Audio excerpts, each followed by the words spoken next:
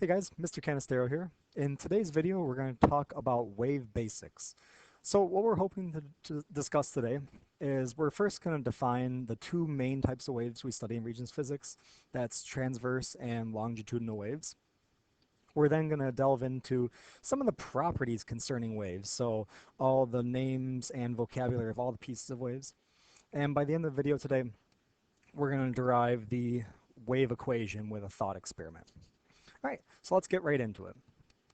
So there are two main types of waves, transverse and longitudinal waves, and it all has to do with what waves do.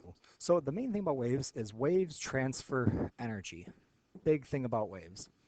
And the two main types of waves we're going to study really relate to the two types of ways they can transfer energy. So the first wave to consider is a transverse wave. So take a slinky or a piece of string, or really even your arm, kind of wave it up and down, and you notice the following. Your arm or the slinky goes up and down, but if you send just one up and down, you notice the pulse travels from your hand, down the string to the end of the slinky.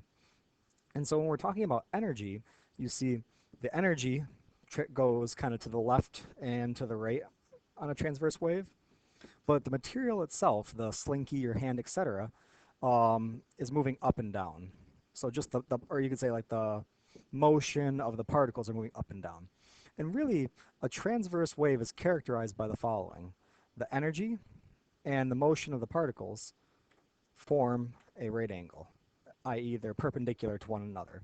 And so any wave that has the motion going one way and the energy at a perpendicular direction is characterized as a transverse wave.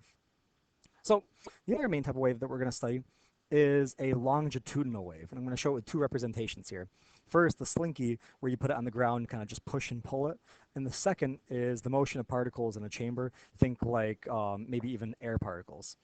So when you take a slinky and put it on the ground and push and pull it, you see that the slinky begins to go to the left and to the right. And if you watch the pulse of the energy, you see that it's also going to the left and to the right. And so a longitudinal wave is characterized as follows. The direction of energy and the motion of the particles in the medium are moving in the same direction, i.e. they're parallel to one another. Now there's many other types of waves that you can study, but these are the two main ones. Really you should be thinking longitudinal, parallel, transverse, perpendicular. Um, so now that we have our basics, let's delve into all the properties and all the pieces of a wave. So first part, whether you have a transverse wave or a longitudinal wave, you see the following. For a transverse wave, you see that there are high spots and there are low spots where the wave is at the lowest. The low spots we call troughs, and the high spots we call crests. So crests and troughs for the high and low spots. For a longitudinal wave, for a slinky or for a sound wave, because sound is a longitudinal wave, you see the following. You see places where the slinky or the air molecules get really bunched up or compressed together, and then other places where they're kind of spread apart or kind of pulled apart. Where everything is bunched or compressed together, we call a compression, and where everything is pulled apart, we call a rarefaction. Now, other pieces of the wave, you can measure the energy stored in a wave by measuring its amplitude.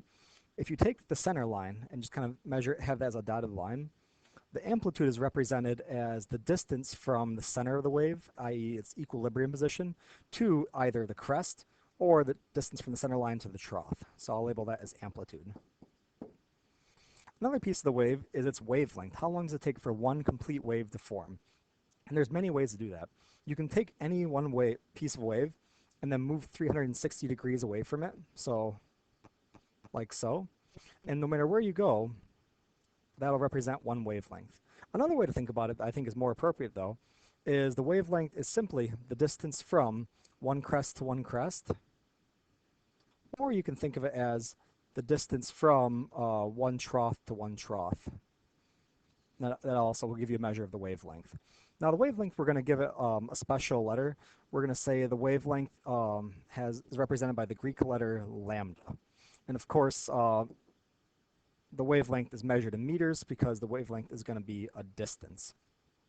Now this method works for longitudinal waves as well. This is why I prefer the crest-to-crest method, because you can also measure the wavelength as the distance between two compressions, or the distance between two rarefactions. Even though it's just a little bit tougher to figure out where the exact center is, it kind of gives you a measure of the wavelength. Finally, the last two things we'll talk about for a wave are a wave's period and its frequency. So the period of a wave, when you hear the word period, you really should be thinking like pendulums. In class we discussed the period of a pendulum is the time it takes for it to swing completely back and forth. For a wave, that's the time it takes for it to complete one wavelength. So think of a person going back and forth on a swing. The period is that amount of time. So the period is a measure of time. And again, it's the amount of time for one complete wave oscillation. Now, the frequency, on the other hand, is something we're probably more familiar with and is more important in the study of sound especially. The frequency represents the number of oscillations, the number of waves that oscillate per second. So the number of oscillations per second. And so because this is a number of waves per second, the units of frequency end up being 1/seconds, which we are actually going to give a really special term. We're going to call that a hertz, just because we're going to be talking about it so much, it gets its own special unit. And so with wavelength, frequency, period, amplitude, etc., we can really begin to define and kind of distinguish all these waves from one another. So finally, the last thing we're going to talk about is the derivation of the wave equation. So in order to get us thinking about it, because the wave equation allows us to solve for the velocity of a wave, we should really be thinking about, well, how do I calculate the velocity in general? And so here's our question for thought. If an object moves 20 meters in 10 seconds, what is its average speed? And so from class, we learned that the average speed of an object is simply the distance it travels divided by the time it takes it to do it. So for this question, it ends up being 20 meters divided by 10 seconds, and we get an average speed of 2 meters per second. But in general, when we're trying to find the speed of an object, we're basically taking a distance and dividing by a time. So let's do that now for waves. When you consider a wave, what is the distance we should be talking about here? Well, let's just take a distance such as the distance it takes for a wave to complete one oscillation. Now we know that distance is represented as the wavelength. So if we're talking about a distance when we're trying to find the speed of a wavelength is a good measure of distance. Now for time, we should be thinking, well, how long does it take for what is the amount of time it takes for a wave to complete one oscillation? Well, that's the period. And so one way to think about the speed of a wave is simply the wavelength divided by the period. Now, historically, instead of given like this, we write it as another way. Because period and frequency are opposites of one another, i.e. the frequency is 1 divided by the period, we rewrite this as the follows. Velocity, so I should read it like underneath. Velocity of a wave is the wavelength, and since frequency is 1 over the period, velocity is the wavelength times the frequency, or oftentimes given around, velocity is the frequency times the wavelength. And that is the speed of the wave. So, hope to help you guys out today. Just a quick little introduction video to the wave properties and the wave equation. Have a great day, everyone.